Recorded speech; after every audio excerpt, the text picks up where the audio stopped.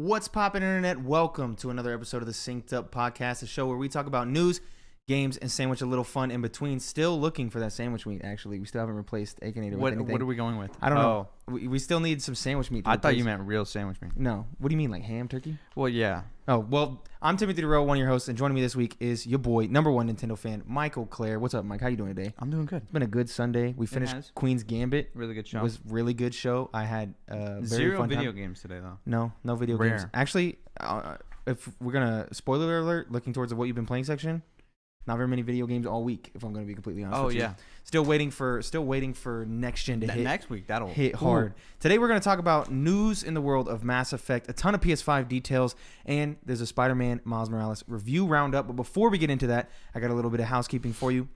We are on YouTube now, so if you're listening in your favorite podcasting service and you want to put some faces to some voices, you can find us over at youtube.com/synceduppodcast. Yes, sir. And you'll see all our videos there. We also have this new show, Synced Up Impressions, that we're going to, next week, or this week, I guess, we're going to be having a lot of videos in that vein getting posted about the PS5, about the Xbox, about Demon's Souls, Spider-Man, Valhalla. We're going to have a lot of impressions-related content going up all week, so get excited for that. And that's exclusive to the video feed on YouTube. So, again, youtube.com/synceduppodcast if you're currently listening in your favorite podcasting service. And if you're on YouTube, you don't really want to watch it anymore, and you just want to have it in your pocket so you can listen to us anywhere you are, go to your favorite podcasting service and search Synced Up Podcast and look for the blue and white logo. Also, new episodes of the regular show go up in both of those feeds, 7 a.m. Central Time Zone gang on Mondays. I might change that once we start this new show. I might move that back to like 10 or 11 just for some like SEO reasons, but we'll see. Also, you can also write into the show, synceduppod@gmail.com, if you have any questions, comments, or concerns that you would like us to discuss on the show or even off the show. Maybe some criticisms for us there. That could be nice for us. And if you were coming from the recent MinMax sponsorship, thank you so very much for giving us a shot. I hope you enjoy the show. I hope you enjoy the content we put out this week. And again, thank you very much. So let's get right into the show. Oh, actually follow us on Twitter @synceduppod. I forgot that. See, I was killing the read without even looking at the paper, and I missed that. You missed the big Twitter the plug. essential piece @synceduppod on Twitter if you want to keep up to date with where all the of our real videos. content is. Yeah, all of our content. Also, you can find us on Twitch and stuff too as well. But let's get right into this. BioWare confirms Mass Effect Remaster in 2021. New Mass Effect later. Time to go fight some extremely high definition Reapers. This is from Kate Cox at Ars Technica. BioWare today confirmed one of the worst kept secrets in video games. An HD remaster of the Mass Effect Trilogy will be coming to Xbox and PlayStation consoles as well as PC in 2021. The company also surprised fans, however, by announcing that an all-new Mass Effect game is additionally in the works. BioWare General Manager Casey Hudson revealed the news in a post on the BioWare blog this morning. Quote, "We really struggled to keep this one a surprise," Hudson admitted, "but now it's official. Today we announced the Mass Effect Legendary Edition. The remastered edition will include all single-player based content and DLC from all three games in the original Mass Effect trilogy," Hudson confirmed, "optimized for 4K Ultra HD. Quote, "Our goal was not to remake or reimagine the original games, but to modernize the experience so that fans and new players can experience the original work in its best possible form," Hudson explained. "It's been amazing to see the adventures of Commander Shepard take on a new life in super sharp resolution, faster frame rates, and beautifully visual beautiful visual enhancements." I was thinking about the ham from the beginning. You know, when we were talking It's about on your mind. You Yeah. want a sandwich? I kind of want a sandwich, actually. BioWare also confirmed that it's actively working on, quote, "the next chapter of the Mass Effect universe under the auspicious of an unnamed..." Is that how you pronounce that? Auspicious? I have no idea. I'm pretty sure auspicious. That seems right. "The auspicious of an unnamed veteran team inside the company." Actually, Google that. Google that, Jordan. Auspices? What does that mean? Can I get a definition of auspices? AUSPICES. Auspices. Auspices. Auspices. Mass Effect under the auspices. A divine or prophetic token. Under what? Maybe that's not misused and we're just dumb. Let us know. Hudson said very little about the project other than to drop one image as a vague tease. Quote, "We are in early stages on the project and can't say any more just yet, but we're looking forward to sharing our vision for where we'll be going next. This news comes as much more of a surprise than the remaster, as many fans had worried that BioWare had perhaps written off new Mass Effect games for good." So obviously it was in 7-day. We expected this BioWare announcement. I expected some sort of thing. The BioWare Mass Effect trilogy has been rumored for a long time. Yeah, this is more of a confirmation more Good. than anything. Yeah, it's good to finally get a confirmation. The actual meat reveal of the thing here is a new Mass Effect game, because this comes in light of BioWare stating that they were done with Mass Effect after Andromeda, that they were going to take a long hiatus, if not permanent hiatus, with Mass Effect to really rework things after Andromeda kind of fell on its face. Yeah. I personally am one of the few who actually enjoyed Andromeda, but I have to say that with a grain of salt, that I never played the original It did have trilogy. faults no matter how much. Yeah. So, you enjoyed and the thing. a lot of people who enjoyed the original trilogy really hated Andromeda. A lot of people just hated Andromeda in general.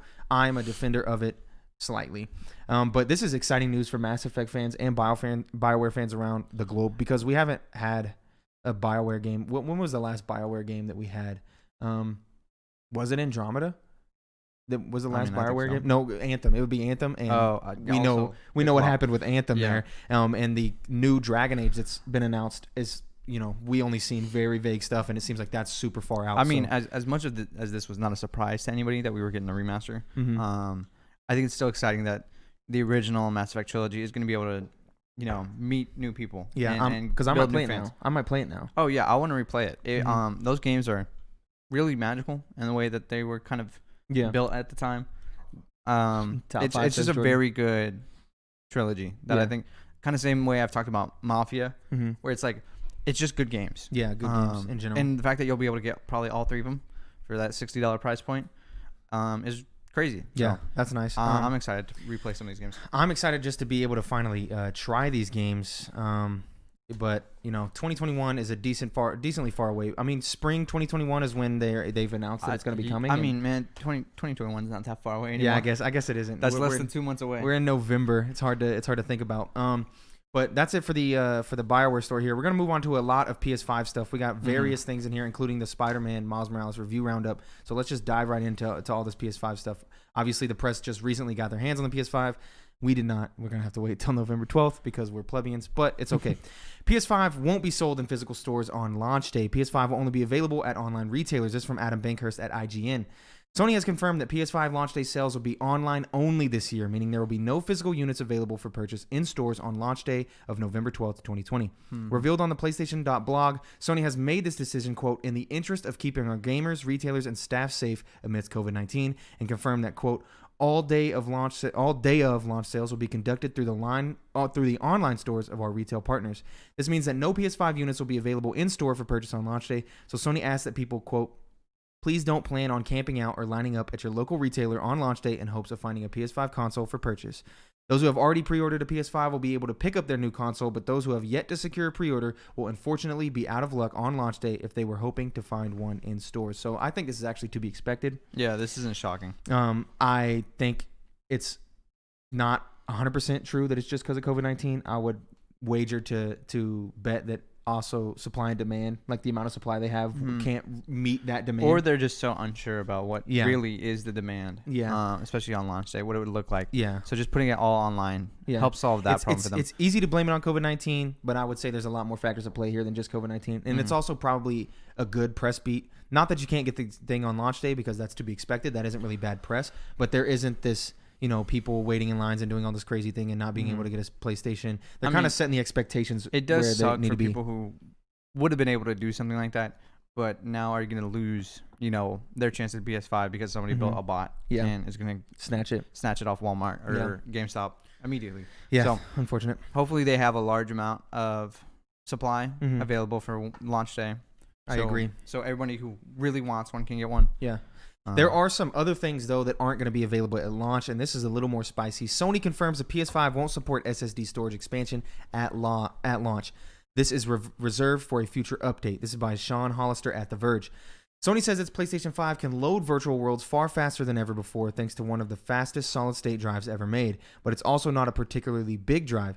Sony has confirmed to The Verge that you won't be able to expand that blazing fast SSD storage on day one. While the PS5 features a dedicated internal slot that can theoretically fit standard stick-shaped M.2 SSDs, those are the really good SSDs, and an easy way to access it, the slot will apparently be disabled out of the box. Quote, this is reserved for a future update, Sony tells The Verge. In the meantime, you might find yourself having to manage your PS5's internal storage carefully. The PS5's 825GB SSD drive may come with as little as 667 gigabytes of usable storage. This is according to leaks. Compare that to the size requirements for some PS5 launch games. Here, let's go through some. Sackboy: A Big Adventure, 32 gigabytes. Spider-Man Miles Morales, 50 gigabytes. Spider-Man Miles Morales Ultimate Edition, which includes the Spider-Man PS4 remastered, that's 105 gigabytes. Demon Souls, 66 gigabytes. Call of Duty Black Ops Cold War, 133 gigabytes.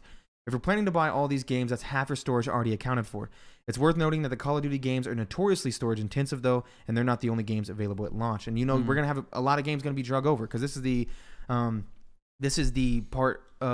actual generation of consoles where we're finally not having to like keep our old consoles. All this stuff's getting carried over. So people are gonna have Fortnite. People are gonna have Apex. People are gonna bring over what's Warzone. They're gonna bring over these big fat games, and their storage is gonna be gone off the rip here, and that's kind of disheartening. And the fact that you can't expand it is kind of sucks. Yeah, I'm thinking of like homies like Chance, whose Wi-Fi can be dog a lot of times, and me who bought the all digital edition also. This is like rough. It's gonna be hard to manage having to uninstall and install games constantly based on what you want to play at the time, which sucks, especially for people with data caps that are low. Especially but we saw this coming. This is why I'm physical physical only out here. I mean, I won't have this nearly as often. I feel like you still have the problem because even in the modern era, you're still downloading a lot. Obviously, you're not downloading nowhere near as much as you would have, but you're still downloading a lot here.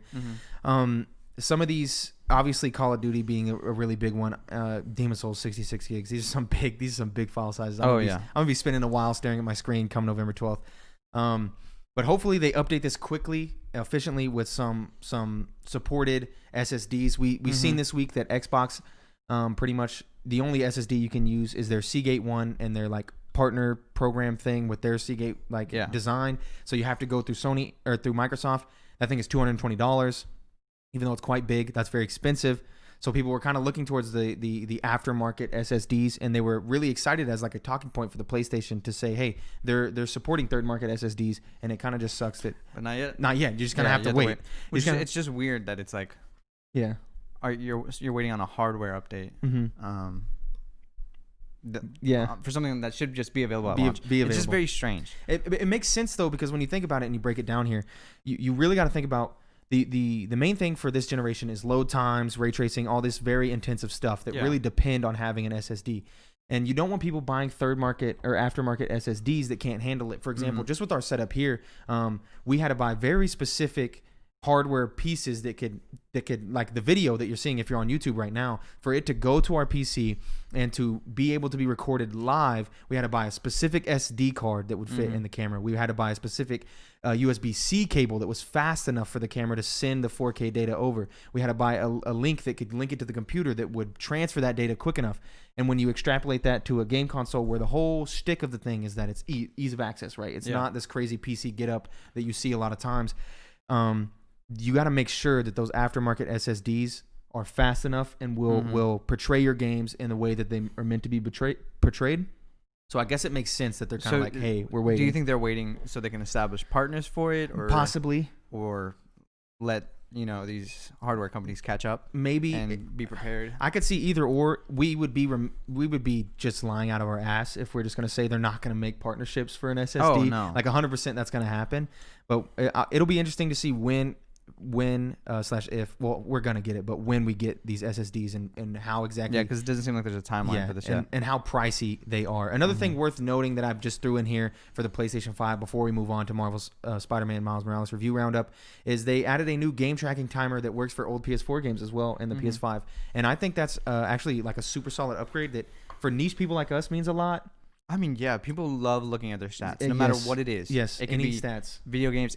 Honestly, biggest IRL update needed is IRL stats. Yeah, we need those. I always joke with like when I die, like if heaven is real or whatever, and I go to heaven, and I hope that I can get my stats. There's got to be stats. Amount of steps taken, amount of gallons of liquid drink, or something like that. Just statistics for my life. Doing absolutely nothing, just staring at a wall. Like that, and so of course that translates over into video games where people just love.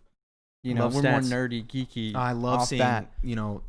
how much time stuff took, how many things. When you look at, I'm trying to think of a game that is a good example of that, where you could see, what, like a bunch of stats? Yeah, Smash. Yeah, Smash Bros, where it's like steps taken with certain characters, yeah, amount of times you SD'd, most meteor smashes and stuff like that. You can really dive deep into those statistics, and I love that. I'm hoping Xbox, because Xbox kind of has that, but it seems like they keep it in the back. They don't have it on to where it's always open. Yeah, because they do the stuff like the My Xbox or whatever, where you can look back at your stuff. Yeah, and it gets very specific. Like, why can't you just access that information? Yeah, all the time. It's weird, and it's kind of like.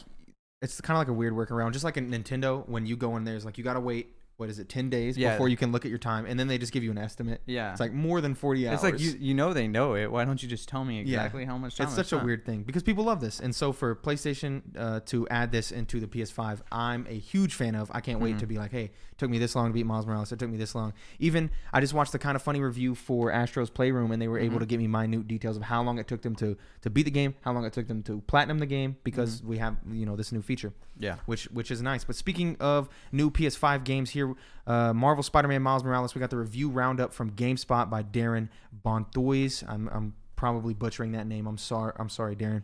But from VG247, Alex Donaldson gives it a 4 out of 5. Quote, launch games are rarely remembered as earth-shattering experiences years later. Mario 64 would like a word. But at the time, elements of them always feel magical. On PS5, Miles Morales has both of these feelings down. It's familiar and unsurprising, but some of its technical presentation will wow you nevertheless. If you're picking up a PS5 on launch day for that reason, this will surely do.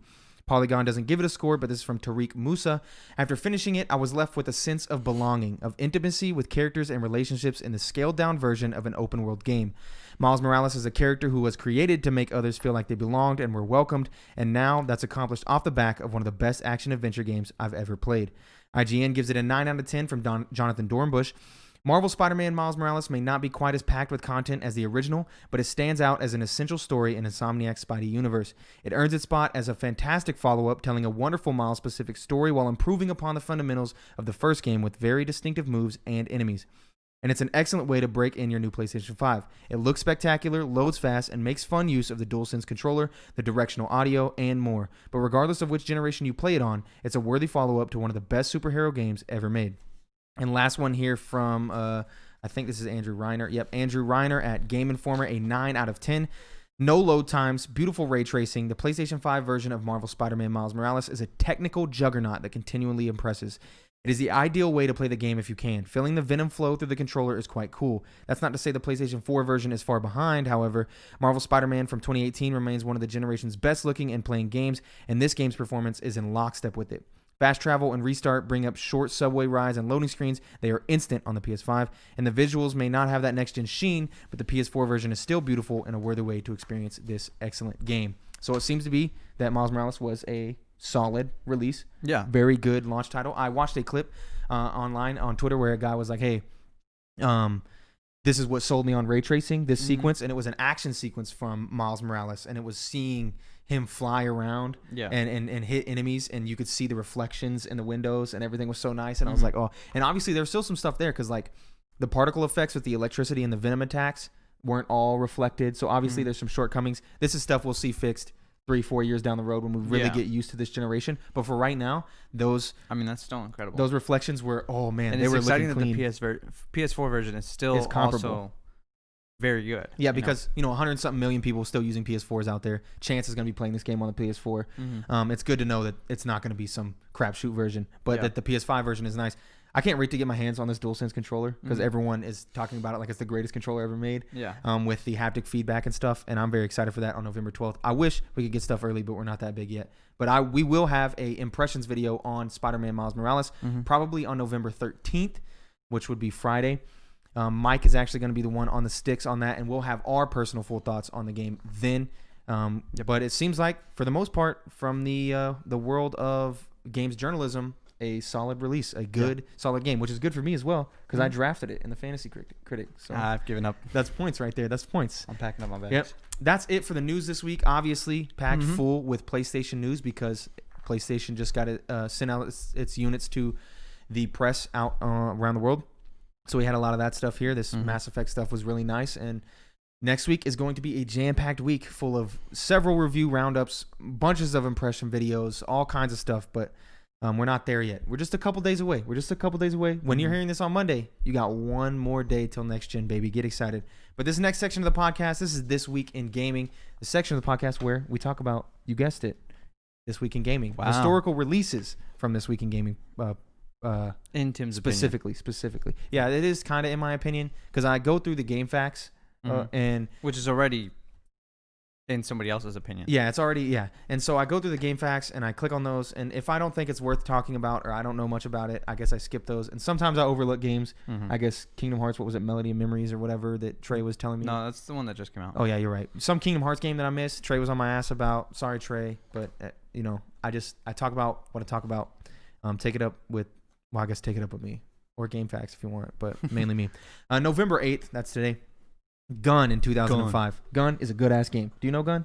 I know Gun. I think I skipped it. Yeah, I think this was a conversation we had just personally about Gun. Gun is.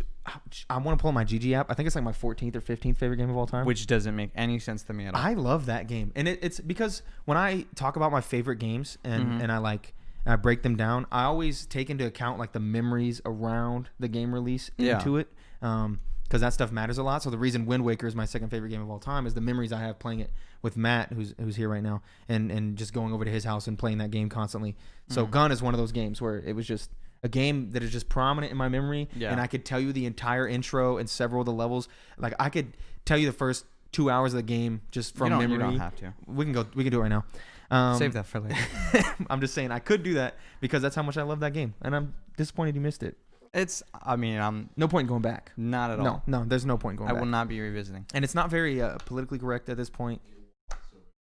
Yeah, Gun walked so Red Dead can run. I can get behind that, Jordan. Also, in November 8th, 6 years later, you have Call of Duty Modern Warfare 3. You're going to see a lot of Call of Duties on this list because it is that time of year. Always the same time. But Modern Warfare 3 was a game I liked, but nowhere near as much as Modern Warfare 2. So. Modern Warfare 3, vivid memories for me as my first big Call of Duty game. Because I was playing Call of Duty World at War on Wii. If that says anything. Hey, dude, I played Black Ops 1 on Wii before I finally switched over to Xbox. And then I got my Xbox, the special edition Call of Duty Modern Warfare 3.1. Yeah, had the really cool boot up sound. Yeah, so many people had that. It was a great Xbox, and so I have vivid memories of this game. Yeah, it was a nice one. A day later, November 9th, you have the original Counter-Strike in 2000. Obviously, people more remember Counter-Strike Global Offensive, but you can't have that game without this one. So that's a notable release. 4 years later, the super good game on the Xbox, Halo 2, baby. Yes. 2004. That was the launch of Xbox Live too, I believe, was Halo 2. Crazy. That so much. So I could talk about this game for an hour, and I'm sure pretty much everyone else who was alive during this time. Yeah, I think anybody could talk about this game for an hour. So there's not much to say about Halo 2 besides the fact it's iconic. Yeah. I also included in here. You might have missed this one. 2004, same day. The Herbs, baby. Isn't this one for Trey? Trey knows the Herbs. He's with me. The Herbs is like a Sim City game. But I'd rather just play Sim City. Nah, Herbs is better, bro. I love the Herbs. Played the shit out of that on the Game Boy. I refuse to believe it was one of those like pick up at a garage sale games for me. So I really liked it.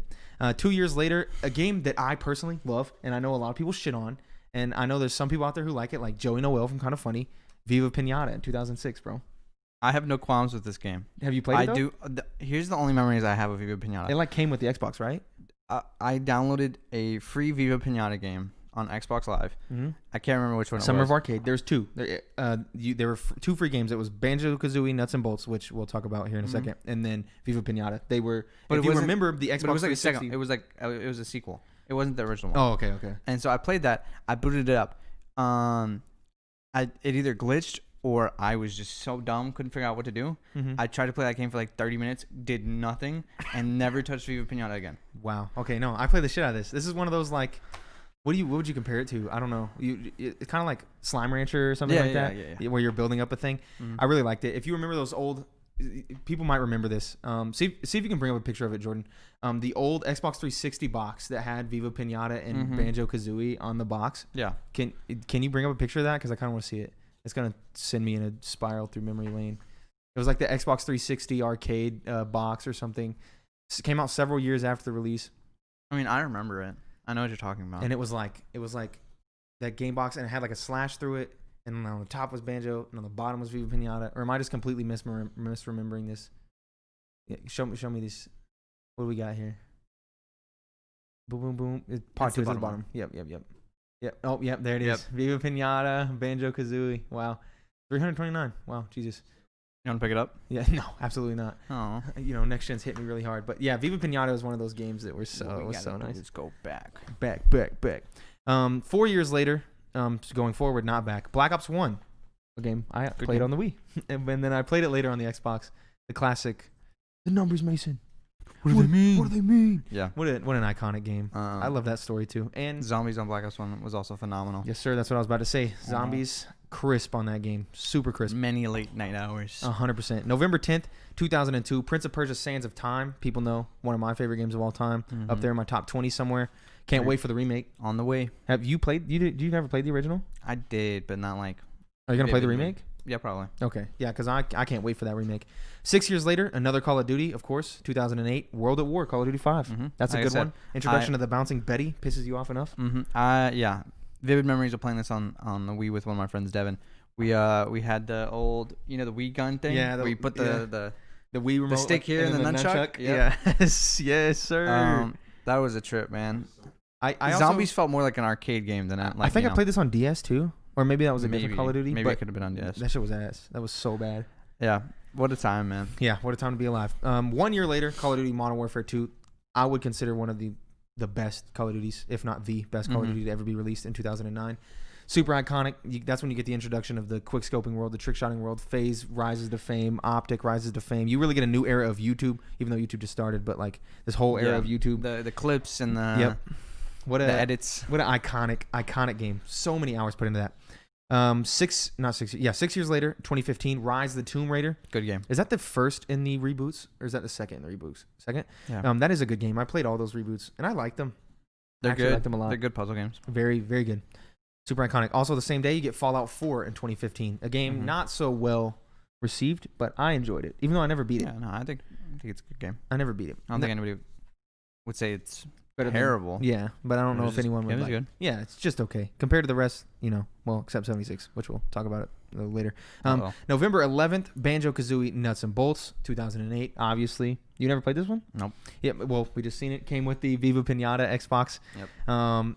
I wouldn't consider this a good game, but that's because I'm not a collectathon guy, and that's probably a hot take, and people are going to come for my neck. But I'm sorry, I couldn't really enjoy it. I think that's okay. I couldn't really enjoy it. 3 years later, the iconic 11-11-11 Skyrim. Skyrim releases 9 years later. Wow. Still releasing on next gen consoles. Yes, man. Skyrim is a good ass game, bro. It really is. It's so good. It's one of those timeless classics. That's such a good game that I don't like that type of game usually. Yeah.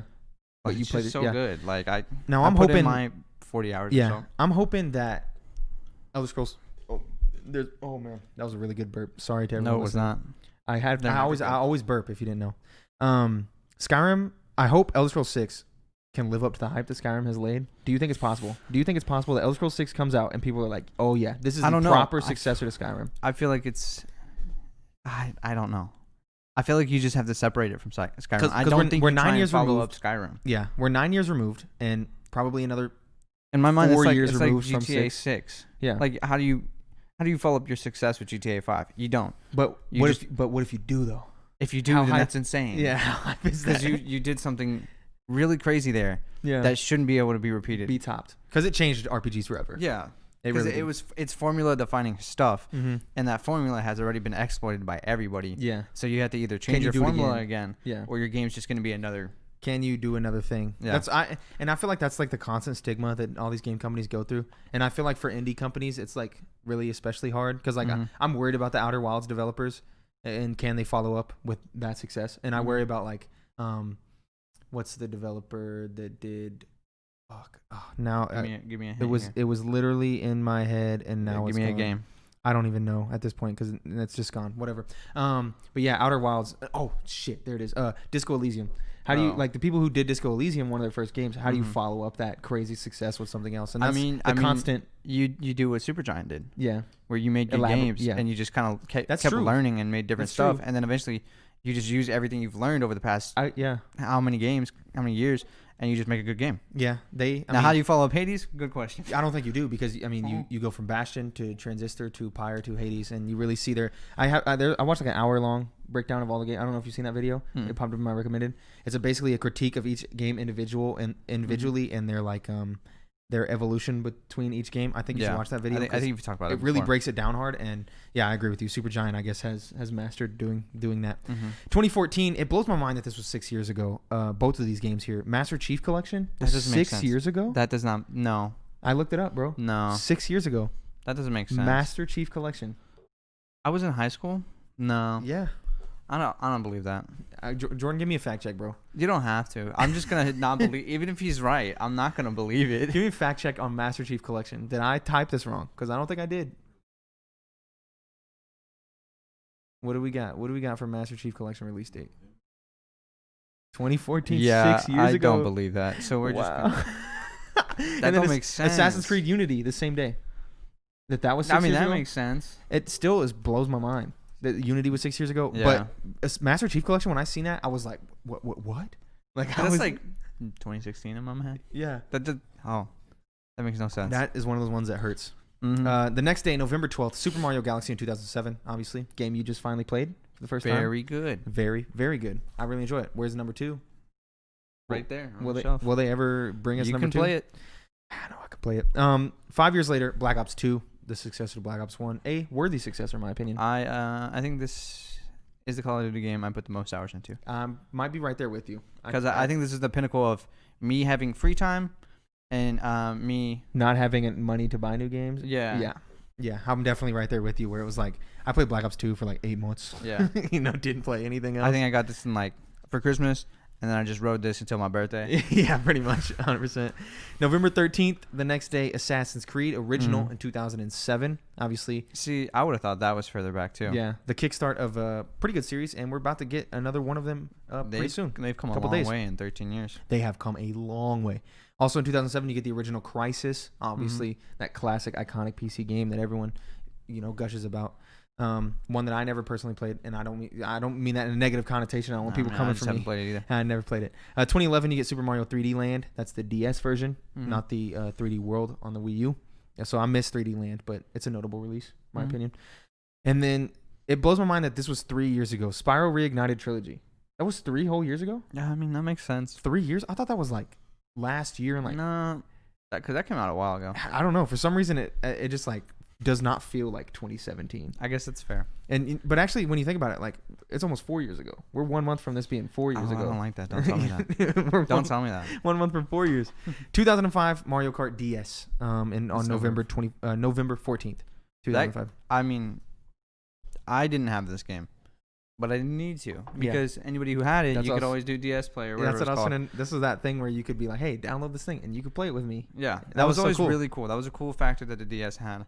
To make their games multiplayer without having to have everybody buy a copy. Yep. Now that doesn't happen anymore. No, not really. 2018, also on that same day, you have Fallout 76. Kind of blows my mind that was 2 years ago. Well, what blows my mind is that Spyro Reignited Trilogy came out before that. Yeah, that's kind of weird. I don't understand time. Yeah, I don't understand time, especially in the current day and age. Time really doesn't make any sense. It's all an enigma. It all is an enigma. But also, I'm surprised Fallout 76 hasn't recovered in the 2 years. I mean, they tried. I think they have a very strong base of players that continue to come back to the game, but from my understanding, they always keep shafting them with every update because it's always bugged and broken. Yep. Like that time where you would just lose all your stuff if you died because an NPC would take it. Yeah, would take it all and you couldn't get it back. Yeah, there's a lot of stuff there, and we're still waiting on what I guess technically Doom Eternal last year, or was that 2 years ago? I think it's 2 years ago. Was the most recent? No, that had to be last year. That was actually, when did Doom Eternal come out? Actually, I think that was this year, bro. It came out the same day as Animal Crossing. Oh my god, dude. That was this year, right? March 20 something? Or March 18th? I understand. March 20th? I don't understand time. Wow, dude. Doom Eternal. I was like, oh shit. I'm just going to go into Doom Eternal is the most recent Bethesda game. Yeah. Damn. That's crazy. Wow. That's insane. Doesn't make no sense. Yeah, that blows my mind. Okay, what a week though. What a week. Call of Duty showing up. Call of Duty showing up. That's a good week. That's an iconic week for gaming, I would say. I would say that's definitely iconic. What did we miss? Do what? What did we miss? Oh, yeah. Let us know if we missed anything, because we most likely did. Mm-hmm. This next section of the podcast is the reader mail section, where you can write in to have your questions, comments, concerns, games, fun things, anything you want to write in with. We'll read it, possibly. Yeah, if it's just like Trey Blackburn did. If it's only mildly NSFW, we might still read it, but don't take that as a challenge. Don't take that as a challenge. No. You can write in to synceduppod@gmail.com. With all of those things, and we might read it on the show. Mm-hmm. Just like Trey Blackburn did this week. He wrote in with a plethora of questions. I'm not going to get to all of them. We'll get to a decent amount of them here. But let's start with the first one here. What are each of your top 5 video game soundtracks? I'll give you number 1 right off the bat. Persona 5. Easy. Easy mode? That game has a fantastic soundtrack. Okay. That people just listen to it casually all the time. I've heard it, in passing, and I'll say it's good. It's really good. One of my friends at work, Zero, he'll play it while we're cleaning up Chick-fil-A and I'm cleaning up the pizza place or something. I hear it all the time. Okay. So I love that. Some other notable ones, because I'm not a big video game soundtrack guy. Yeah. Is it Outer Worlds? Mm-hmm. Yeah. You mean Outer Wilds? Outer Wilds? Yeah. Is that the one? Yeah. Okay. Outer Worlds is I always get them mixed up. Yeah. Everyone does. Yeah. That one has a phenomenal soundtrack. Haven't even played the game, but every time y'all play it, I'm like, this is just really good. Yeah, it's so good. And then it's incredible. It really most is. Pokemon games have pretty solid soundtracks too. Mm-hmm. And you can say that about just Nintendo games in general. Nintendo games, yeah. Usually have good soundtracks. Odyssey has really good soundtrack. Yes. Final Fantasy 7 had a good soundtrack too. Yeah. It's just I don't have favorite soundtracks besides Persona 5. Yeah. Just ones I enjoy. Personally, for me, obviously, I think Outer Wilds is the greatest video game soundtrack of all time. I don't really think that's a hot take. I have that soundtrack, the entire soundtrack saved on my phone. My brother has a soundtrack on vinyl. I always say, I guess I was drunk when I was saying it, but that soundtrack genuinely makes me feel emotions that just nothing else makes me feel, its own, indescribable things that I feel when listening to that soundtrack. No, I agree. And that sounds dramatic. I think listening to it, there is some crazy stuff that it's just impressive. Hearing the song come together piece by piece. Yeah. Is just really cool. That soundtrack just makes me feel things nothing else can. And when you think about how simple it is. Inexplainable. Banjos. It's really insane. Final Fantasy VII Remake is obviously, like Mike said here, that's an incredible soundtrack. Mm-hmm. Even from just, chapter 6 or 7, I think. I don't know. When do you meet Aerith? That's chapters. I don't know. The part where you meet Aerith and you start walking towards her house and they just play that that synthy beat before you go through the puzzle hand area. That just made me cry. Just, I don't know. It was just the music itself just made me cry in that moment. And that's one of those. That game, obviously, anyone who's watched the top 5 or listened to the top 5 video games of all time, which we should redo at some point. Mm-hmm. That specific game is obviously my favorite game of all time, and the music in that game obviously reflects that. I'm trying to think of other iconic video game soundtracks. I think the Hades soundtrack is really good. Oh yeah. The Doom Eternal soundtrack is banging in terms of rock music. It's pure rock music. That's really good. You could argue for things like GTA 5 or whatever. That's no, that doesn't count. But how many times are you just sitting there and you're like, whoop whoop? You know why? Because if you play that on Twitch, you'll get a DMCA strike. Yeah, fair. If I play Hades on Twitch, I don't have to worry about that. Yeah, I guess that's fair. But you always think of those iconic GTA songs. Yeah. You ain't gotta like it because the hood gonna love it. You know what I'm saying? Yeah. I mean, they always did a great job with the GTA radios. They did. There's definitely other iconic ones. Yeah, I'm trying to think of all of the super good soundtracks. Breath of the Wild. Yeah, Breath of the Wild. But that's super unique in terms of just each song is 7 seconds and some notes. Yeah. It's more than just the soundtrack. That's why when I think soundtrack, I think Persona 5. Yeah, because that's a songs. soundtrack. Yeah, of just straight songs. Breath of the Wild is just the sound editing, the audio environment design. Building, using the audio. Yeah, is just outstanding. Yeah. So it's hard to think of purely soundtracks unless you're playing games like the new Pokemon. The new Ori soundtrack. I don't know if you've heard it. Is absolutely the orchestration in that I've game. Listened to some of it. Super good. Love it. Oh, Edith Finch, of course. Edith Finch. That soundtrack is banging. The Losa song from Divinity Original Sin 2. Yes, sir. I love that song. That game has a good soundtrack too. But if I had to pick just one for top video game soundtrack, it would have to be Outer Wilds, and for Mike, obviously, Persona PS5. 5. Very, very good soundtracks. Next question here from Trey Blackburn again. What games are you the best at, single player or multiplayer? I know. Come on, your answer. It has to be Battlefield. Toot your own horn. Me? Easy Pokemon. It's like Pokemon's easy, and I never really make it difficult for myself. I am with Isaiah playing Nuzlocke right now on twitch.tv/Clearware. CLERCBEAR. I just have such an extensive knowledge of Pokemon and what moves. You can ask me, what type any Pokemon is, and I should be able to tell you. I can. It's just I have a what good type knowledge. of Pokemon is Regislash? Is that a Pokemon? That's not even a Pokemon. What's Reggie? Isn't there a Reggie? There's 6 Reggie Pokemon. Reggie. Can you name any of them?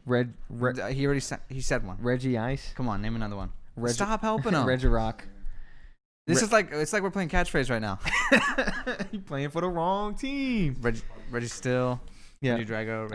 I guess those are in their name. Yeah, I could. What type of Pokemon is Charmander? Grass Pokemon. Got him.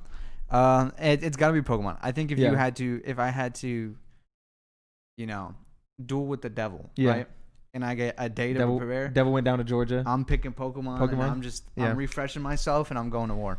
Okay. If your soul was on the line, you're picking Pokemon. I think I have. What about multiplayer though? Terrible. I guess you could consider multiplayer also Pokemon. But yeah. Because it's you're battling people. Yeah, for me, shit. It's gotta be Battlefield, right? I guess because to me it's I'm gonna sound like a narcissist, I guess, because I got a lot. Battlefield, obviously Battlefield 4, the Battlefield franchise. I was like I live in Oklahoma. We live in Oklahoma. Top of the list of the leaderboards for Battlefield 4 for a long time in the state of Oklahoma. Mm-hmm. Very high on the U.S. leaderboards. Obviously, I'm not like a god. And there's the people who play this game professionally would demolish me. Yeah. But in terms of being above average, I think I'm very above average in those games. Call of Duty, I would consider myself quite good at. Just FPSs in general. And when I looked at my Xbox like lifetime stats, it showed that FPSs was like my most played style of game. So I would consider most FPSs me to be good at. Guitar Hero 3, I'm really fucking good at that game. Like, no chance. No one can touch me. I just want someone to beat my ass in that game, and I can't ever. I'm sure there's someone. Nobody. Yeah, I'm sure someone online would beat my ass, but anyone I know in person just can't even come close. Same with Tony Hawk. Yeah. Tony Hawk, I watch the professionals play that. Don't even come close to how good they are, but compared to the people around me. I will say, the way you rank in like Guitar Hero, Tony Hawk, you're like maybe top 25%. Yeah. I wouldn't even put that on the list, bro. Yeah. You're just better than everybody else because nobody's played that game. Yeah, that's fair. That's a fair point. No. And in terms of single player games, I'm trying to think like there's just certain games that's hard for me to do. I think because there's a lot to that. Because like Control, this past year, Control, I would consider myself really good at that from like just the crazy clips I was able to pull off by killing enemies and dashing around. Any game. Oh, Beat Saber. I forgot about that. Yeah, but I might put that on my list. If I took some time and I think I could get really good at that game. But I would say we're good at it, not the best at, Because the question is the best at. And I wouldn't even consider myself. I took this question more as what are we the best at personally? Yeah, personally. Like, what are our best games? I wouldn't consider. I don't know. Beat Saber seems. I don't know. Because if it's what are we the best at? Nothing. Nothing? Oh, yeah, absolutely. I'll get ran by anybody in any game any day. Yeah, that's fair. Like, I would consider myself the best at. Yeah, nothing. No, I can't even. What games are on the shelf over there? Nah. Jump Force? Nah. The game zone mechanics. Oh, Smash. We're decent at Smash. We're decent. Compared to the rest of the world. Decent. Yeah. We're washed up. Trey included that in this. He said, don't say Smash because you're washed up, but I removed it. But hey, that's a fair point. Yeah, those are the games that I would consider us really good at. Yeah, I agree. I think that's a good list. A good list, 100%. I got another question here from Isaiah Roberson. What do we got? What is your favorite Gen 3 Pokemon? Yeah, for me, I had to ask Mike this because after Gen 1, I don't really know the generations that well. And Gen 3 some of the Pokemon, you just don't know what gen they're in. Yeah. I could name a bunch of Pokemon, but I couldn't name the generation. But Trico for me, in Generation 3. That's my favorite Pokemon of all time. I had this, close to, but I had this discussion with Isaiah on his stream earlier, and there's just so many good Pokemon. Like Flygon is one of my favorites. I don't even know what that is. Oh, you disappoint me on so many levels. Sorry, bro. Salamence? Metagross? Nope. Well, I know the name Metagross, but no. Okay. I don't know Salamence. Good legendaries. Rayquaza? Well, yeah, of course. Yeah. Everybody knows Rayquaza. Okay. Can you name the other two legendaries? From Ruby and Sapphire? Isn't that the red guy? Yep, he's red. And the whale guy. Yep. Come on. I don't know their names. Nothing? No. Damn. No, stop. We caught him in Pokemon Go. We caught the whale guy in Pokemon Go. Come on, we were at that church. Know his name. We were at that church in my hometown. Yep. We did. What is his name? I don't know. Nothing. Kyogre. Oh, yeah, Kyogre. Yeah, that is the whale. The whale? Groudon. Groudon. Yeah. Okay. So I had a lot of picks. of course, I think this gen has some of the best starters. Mudkip, Trico. Ooh, yeah, that's nice. Torchic and a Blaziken. Dope as hell. I love Trico. But all the starters are really good. Mudkip, one of my favorites. So. 100%. That to say, Tim, Trico, me, Mudkip. Yep, 100%. One more question here before, because we're hitting the 50-minute mark. We'll get one more in. There's one question Trey really wants us to answer. We're going to be answering that on another week. Before one more question though, the top 3 games you want to get a full remake: Final Fantasy VII / Crash type remakes. Okay. So what game would you want to see, like, get the full remake treatment? It's top 3. Because you know, like Tony Hawk. I know. For me, Diamond and Pearl. So you want a Pokemon game? Yeah. I mean, obviously, Pokemon's known for doing remakes of their games, but do they do those full style remakes? Do they? Yeah. Is that like how like Omega and them? Omega Ruby and Alpha Sapphire different games? Are yes, they're like complete remakes. But do they? Okay, never mind. Like the world is the same. You're the same routes. But even the Pokemon are different because they it's interesting more gens. Interesting here because Crash doesn't really change up the formula all that much, whereas Final Fantasy VII really changes up the formula. So I guess I was more focused on really changing the formula. But if you think about the source material for Final Fantasy VII, it's still all the same. If you look at anything in that game, you can probably point it back to the original game. Yeah, in some way. Yeah. But like the fundamental mechanics and stuff is like crazy different. Yeah, but of course, Crash, it's a different game. I'm trying to think because like I gotta. I would love Wind Waker to get like more than just an HD remaster. I absolutely love that fucking game. You could just give me another Guitar Hero game with updated graphics and ray tracing and just put all the old songs from all the old games in it. But I understand licensing deals don't work like that, so can't really do that one. Trying to think back. I could ask, like Call of Duty games that I played a lot of back in the day would be cool, but also in the same breath, it's like, yeah. Would I really play that much? Like, I don't really think I'm like fiending for that right now, or it really would be anytime soon. What games, dude? I don't have many. I'm gonna bring up my GG app real quick. I'm gonna look at my favorite your favorite games of all time. My favorite games of all time. I just can't think of too many games that like I'm so attached to that I need a remake for. Because most of the games I'm big fans of, get sequels, get updated. Mario Odyssey, just give me a sequel. I don't need a remake. Yeah, just give me the Galaxy games would be nice. Bro, remake Minecraft. Can you Minecraft to me? No, dude, Minecraft's a perfect game. Actually, Melee. Melee is kind of a weird one. Yeah, well, in the same vein, another one, Tony Hawk's Underground. Those 2 games. Doug. If you did Tony Hawk's Underground 1 and 2 in a package like Pro Skater 1 and 2, I would buy multiple copies of that. Let's look here. Skate, but we're getting Skate 4, so we don't have to worry about that. But if they took Skate 3 and made it nice, Chronicles of Riddick: Escape from Butcher Bay. That's a cult classic for me. Love that game. Sports. Love that game. Wii Sports. That'd be a hard one to really do there. That's really all I see here. Remaster Galaga. Yeah. I don't know. There's not many that I can think of. Yeah. That get that full over remake like FF7. Crash is more just like not nearly as I think for big. me it's like I just much rather a new game. Yeah. Not in every case.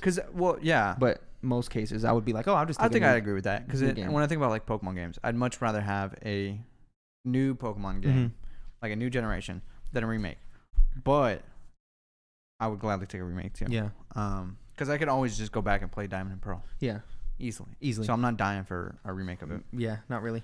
That's it for the reader mail section of the podcast. Again, if you have any questions, comments, concerns you would like us to read on the show, you can write into synceduppod@gmail.com. Make sure you put double P in there. It's not synceduppod, it's synceduppod@gmail.com.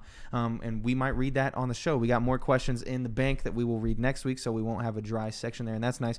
But this next section of the podcast, the WYBP section, the driest section. I'm going to keep saying section of the podcast where we talk about the games that we've been playing throughout the week.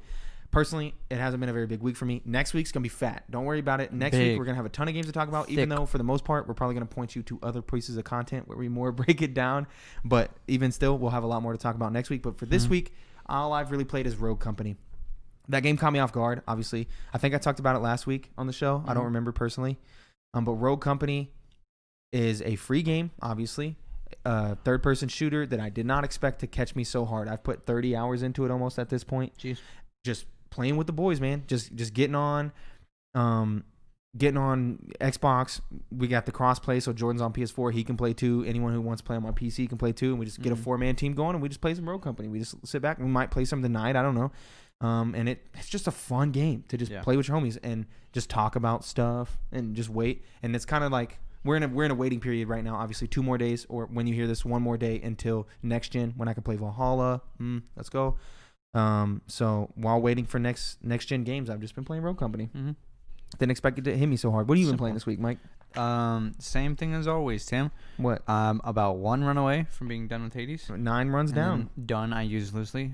That's a game I could probably revisit plenty of times. PAX waiting lines. I know. You could wait Don't at PAX bring it up. lines You're and gonna play make the me game if we could go to PAX.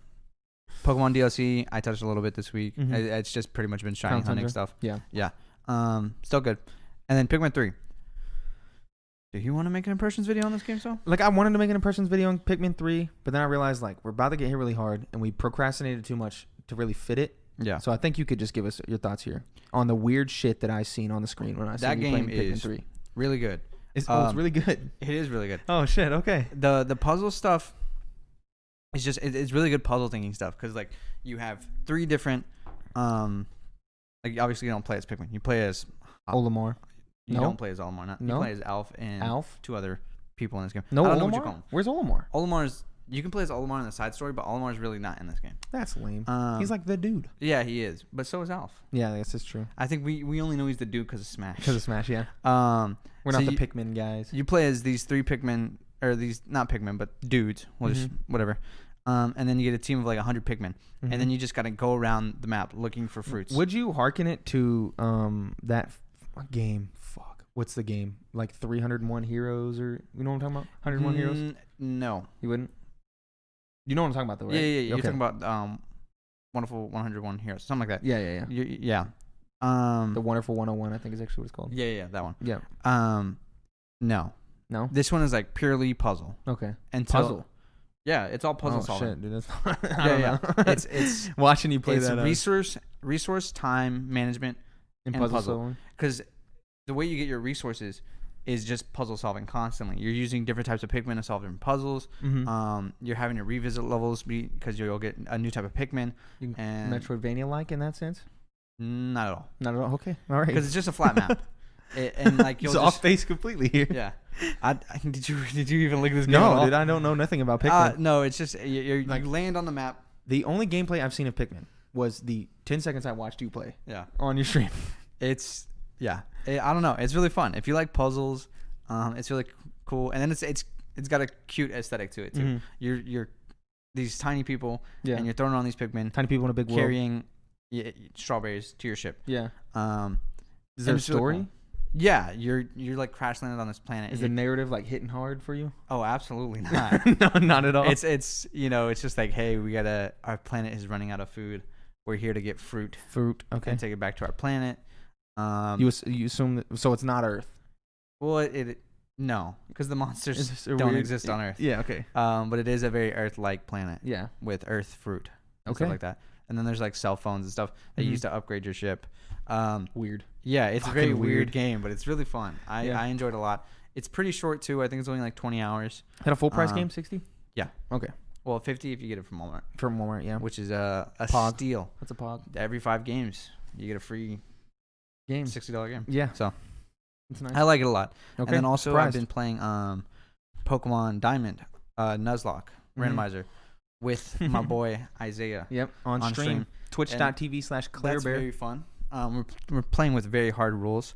The hardest being you can't over level the gym leader, which like makes things really hard because you have to think. And I'm not used to that in a Pokemon game. Yeah, having to think really hard. Yeah, so just going through. I'm excited. It's fun. That's fun. That's nice. That's all I've been playing though. What a good episode we did this week. Sorry we didn't have more games to talk about in the back end, but boosting the ego already. It is not even off. Hey, I'm just saying. I liked a good episode. I liked today's episode, bro. Yeah, I just wanted to throw that in here. I think the on news camera. The news could have done some work, but we can't control that. No. And I think we adapted well. I think we can. No, I don't think we can at all. But that was a fun episode. Again, thank you. If anyone from the MinMax sponsorship is here and still listening, thank you very much for doing that. We very much appreciate you for coming over and giving us a chance. And share it with your friends. Review, rate the show if you're on the podcasting service, or if you're on YouTube. Like and subscribe. Comment. Give us any feedback. You can send it into the email. You can comment it. Whatever you want. I hope the comment's not shitty, because I'm not going to give you the time of day. But if you have some genuine constructive criticism, we will very much take that. We have been doing this since February, and I would still consider us very new to this whole ordeal, even though we got a whole the video's only been going since July. Something like that. Maybe so August. I would still consider us new to this whole thing, and we're only just now starting to put out other content. The Impressions show that we started last week with Watch Dogs, and we're going to continue on into the future with all new big releases. Some small releases. Might see one on Bug Snacks. Most likely we'll see one on Bug Snacks. You're going to have the Impressions content. We have another show coming in the works, a more relaxed, chill show that's not about video games for anybody who wants that type of content. We will be putting that out as well. I cannot give you a date on that because we do not have one, but we're doing that, and that's pretty nice. Again, thank you for listening to this much of the episode. If you came over from there, and if you're a longtime fan, thank you as well. You are also loved. Thank you very much. But yeah, follow us on Twitter at synceduppod to keep up to date with all of our content that we're going on in the future, when all the new shows will start, when all the Impressions videos will go up. Write in the show if you want. Share with your friends. Review, rate, like, subscribe. Do the whole 9. Do all of it for me. Thank you very much, and we love you. Goodbye.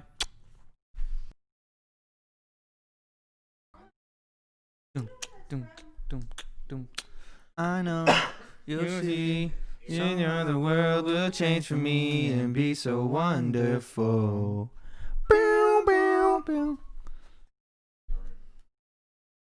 What was that from?